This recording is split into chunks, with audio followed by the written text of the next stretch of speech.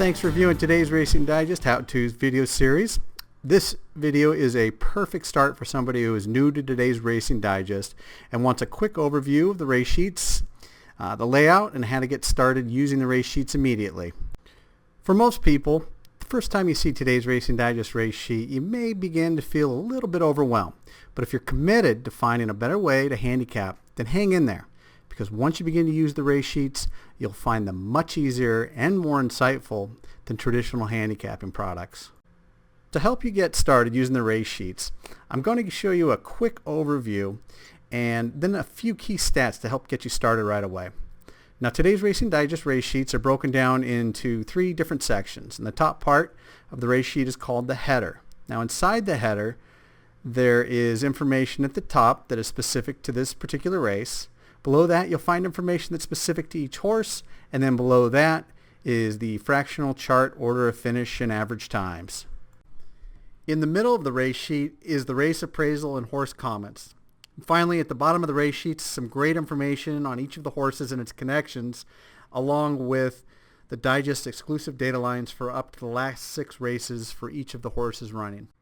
Now that you have a general overview of today's Racing Digest race sheets, let's go back to the race header and look at some of the key information that can help you get a much better understanding of how the race may unfold. So the first step is you want to identify which of the horses that are running today actually have the ability to compete in today's race. The best place to start is with today's Racing Digest exclusive velocity rating called the fire number. The higher the number, the faster the horse, and also remember that the fire number listed here is actually the number the horse is expected to earn in this race today. The next key performance figure you'll want to look at is the comprehensive performance rating, or we call it the CPR. Now, this is another performance rating that each horse is expected to earn in today's race, and as always with performance figures, the higher the number, the faster the horse. Now that you know which horses have the ability to win today's race, let's look at today's race conditions and determine which horses may have an advantage in the race.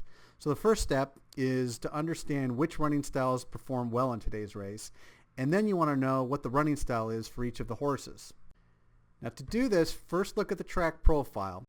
The track profile gives you the percentage of times that each running style wins at this race distance. So in this case, 25 races, front runner wins 28% of the time, pace presser 36%, mid-pack runner 24%, and rear runner 12%.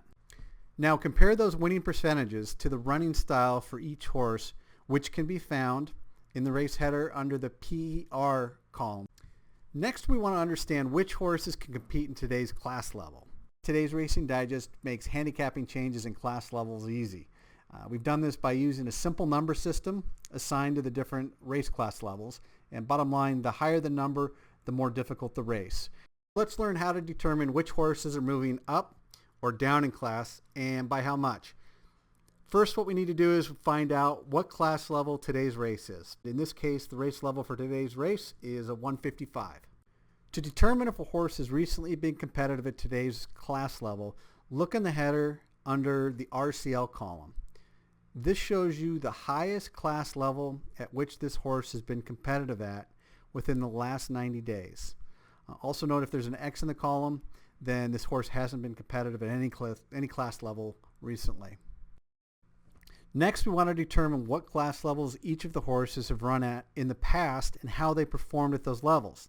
To do this, let's go down to the bottom of the race sheets and go to the data lines for each of the horses. In the data lines, we show you up to 6 of the horses' last past performances. Now, the second column shows you the date of the race, and then next to that, the distance and surface of that particular race.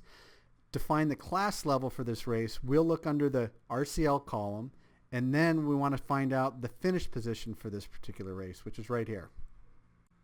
Now you'll want to compare the RCL found here in the data lines with the race level to determine if the horse is moving up or down in class, by how much, and also how that horse has performed at the different class levels. Well, that's it for this video. Hopefully you found it helpful and learned a little something. Of course, at any time you have any questions, feel free to email us or give us a phone call. Our contact information can be found on our website at todaysracingdigest.com.